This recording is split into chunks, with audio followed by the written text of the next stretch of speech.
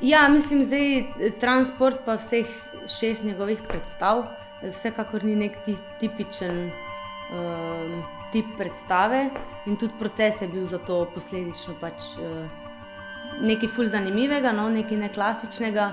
Ta kombinacija ročnega dela in 3D printa, pa tega približevanja k nekemu ne samo realizmu, ampak v bistvu naturalizmu, no.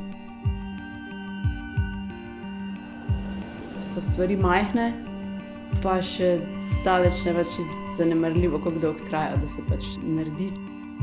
Majhna figurica, pa jo dolgo barvaš, pa je majhno drevo, pa ga dolgo delaš, pa je majhna hiška, pa je pač ogromen dela, ogromen detajlov, vsak detajl pač vzame nek svoj čas.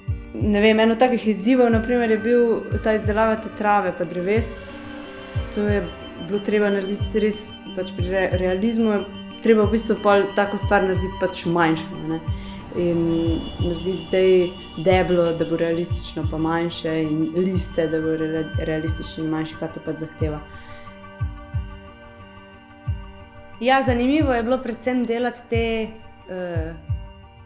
patinaže, ker si mogel biti precej inovativen v tem, na kak način bo zdaj stvar čim bolj približal realnosti, da bo verjetna kot taka, kako nekako prikazati umazanijo ali pa kako prikazati plesen ali pa pač neke sledi staranja.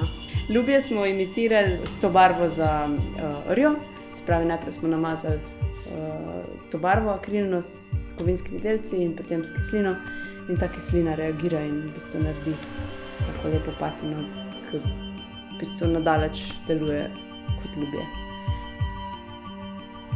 Mogoče povezujemo to, da je lutka velika in da je nekaj večje in bolj obsežno, s tem, da traja dlje časa. Pa bi rekla, da to ni nujno res. V našem primeru je ravno to, pač so stvari majhne, pa smo za njih porabili ogromen časa. Najprej 3D model, 3D printanje, potem pa so to detaljno barvanje in detaljna patinaža teh naših malih figuric in predmetov. Zanimivo je recimo to, da ko imamo en material, ki je v resnici uporabljen za neko drugo reč, na primer ta puhin, ki je za puhice, za jakne, smo mi uporabili na drevesih, za listje. Smo ga nalepili na te vejice in potem gor še malo žegovine posuli in pač to je bila osnova za krošnjo. V bistvu nekaj, kar je drugače v bundah. In takih situacij je več, pač, ko je en material, ki ni sicer v osnovi namenjen temu, je namenjen čisto nečemu drugemu, mi pač uporabimo na nek tak način kreativno. Ja, v bistvu eno ful zabavno odkritje pri teh patinažah je bila ta akrilna kovinska barva z kovinskimi delčki pa kislina, ker v bistvu to je naravna reakcija v naravi, ne, oksidacija. Tako da to smo bile kar vesele, ko smo ugotovile, da nekaj pomažeš, pa porjavi, pa razpoka, pa... Recimo v naravi je en list enota, ne? Tukaj je pa enota listje. In kako to zdaj prikazati v bistvu na en tak zelo verjeten način.